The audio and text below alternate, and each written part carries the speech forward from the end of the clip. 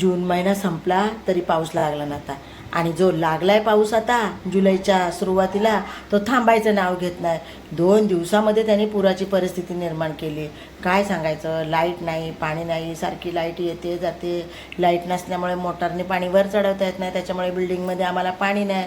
आम्हाला पन्हाळीचं पण खालचं पाणी धरता येत नाही, त्याच्यामुळे आमची कामं सगळी पडून राहिली. म्हणून आम्ही सगळं दिवसभरामध्ये शॉर्टकट केलं. सकाळी चहाबरोबर बटर पाव खाल्ले, म्हणजे नो भाजी चपाती. दुपारच्या जेवणामध्ये अगदी आमटी भात सोडून फक्त एकच मसूर भात केला, म्हणजे जास्त कामं नको.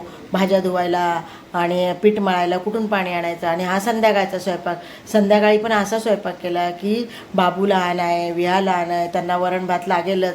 आणि मग आमच्यासाठी वेगळं त्यांच्यासाठी वेगळं म्हणून फक्त वरण भात केला आणि गरम गरम अंड्याची भुर्जी केली. भाज्या जर आणल्या तर भाज्या धुवायला करायला वेगळं पाणी, अंड्याचं तसं नाही, म्हणून हा साधा स्वयंपाक करून घेतला. आणि विहाला मी आता वरण भात चारायला घेतलेला आहे, ती खाते का बघू दे. कारण का दुपारी पण तिने तो खिचडी भात खाल्ला नव्हता, कारण त्याच्यात थोडंसं तिखट होतं म्हणून. तर असं तुमच्याकडे पण हे असंच असेल ना. वाटलं चला नाही दुसरा व्हिडिओ तर हा तरी करावा. आवडला तर लाईक करा, शेअर करा, कमेंट करा आणि सबस्क्राईब.